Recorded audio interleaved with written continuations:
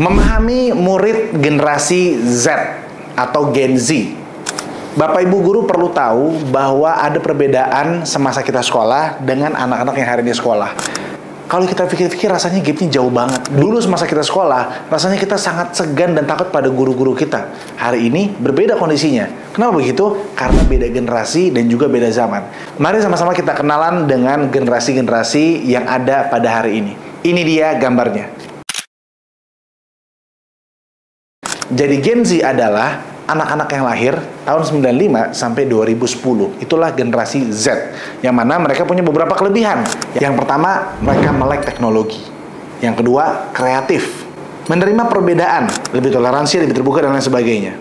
Kemudian, peduli terhadap sesama, lebih peka perasaannya, dan juga senang berekspresi. Nah, disinilah kelebihan yang juga bisa menjadi kekurangan. Kenapa? Karena saking senangnya Gen Z berekspresi, kadangkala seolah tidak ada batasan bagi dia untuk berekspresi, sehingga yang laki-laki mau jadi perempuan, yang perempuan menjadi laki-laki.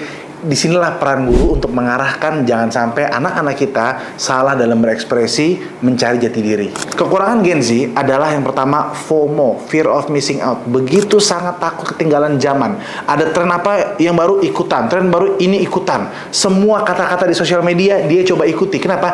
Pengen catch up dengan perkembangan zaman. Guru di sini hadir untuk menjadi pengawas dan juga sedikit-sedikit tahu tentang apa yang sedang ramai dibicarakan oleh anak-anak muda. Sehingga dalam mengajar, pembelajaran jadi lebih relevan karena guru seolah-olah tahu dunia mereka dan remaja senang sama hal itu. Yang kedua, Gen Z ini memiliki kecemasan tingkat tinggi dan mudah stres. Perasaan mereka sangat fragile, sangat rapuh. Karena apa? Karena begitu sering melihat kesempurnaan hidup orang lain di sosial media. Anak seusia dia udah bisa liburan ke Singapura, ke Amerika, kok dia di sini-sini aja, sehingga mereka membandingkan hidup mereka dengan orang lain, dengan anak-anak lain seusianya, dan mereka menjadi stres dan memiliki kecemasan yang sangat tinggi gitu loh. Tugas guru di sini untuk memahami, mengetahui karakter seperti ini dan menjadi teman cerita, menjadi teman curhatnya para murid ketika mereka punya kecemasan yang seperti ini. Yang berikutnya adalah mereka seringkali mudah mengeluh dan self-proclaim. Disinilah tugas guru untuk mengawasi dan mengingatkan, nah nggak boleh self-proclaim seperti itu. Self-proclaim tuh ngaku-ngaku. Anak sekarang kepalanya pusing, dia nggak ngomong pusing bu, pak. Dia ngomongnya vertigo saya kambuh. Padahal belum tentu dia vertigo, itu cuma kepala pusing. Hidungnya pilek, dia nggak bilang pilek sekarang pak bu. Pak bu, saya hidung saya sakit, kenapa nak pilek? Bukan, sinus saya kambuh. Jadi hal-hal itu harus didramatisasi segian rupa sehingga keren kelihatannya.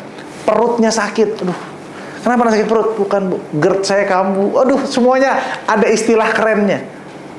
Perasaannya lagi nggak enak, bu, anxiety saya kumat. Aduh, semua ada istilahnya anak sekarang bu. Jadi artinya Bapak Ibu juga perlu tahu hal seperti itu dan jangan sampai percaya dengan self-proclaim dia sebelum ada surat keterangan dari dokter.